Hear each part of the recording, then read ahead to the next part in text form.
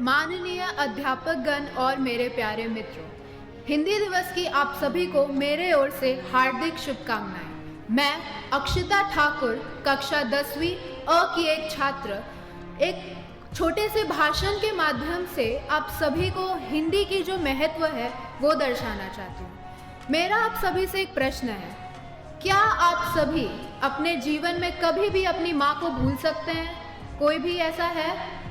लेकिन हमारी जो नई पीढ़ी है, जो भारत देश की नई पीढ़ी है, वो इसी तरह जो भूमि को माँ मानती है उसी भूमि की भाषा को भूलते जा रही है।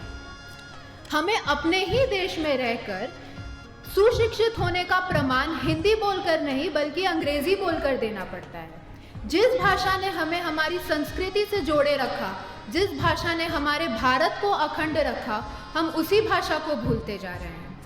क्या आपको पता है, हिंदी जो कि देवनागरी में लिखी जाती है, उस भाषा का एक मुख्य ये है कि जैसा उसका उच्चारण होता है, हिंदी के शब्दों का जैसा उच्चारण होता है उसी तरह लिखा जाता है।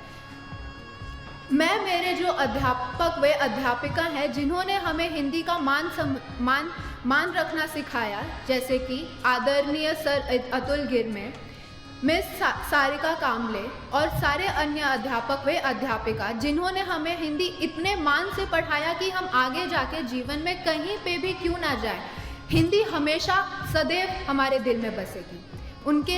उन्हें मैं सादर नमस्कार करना चाहती हूँ।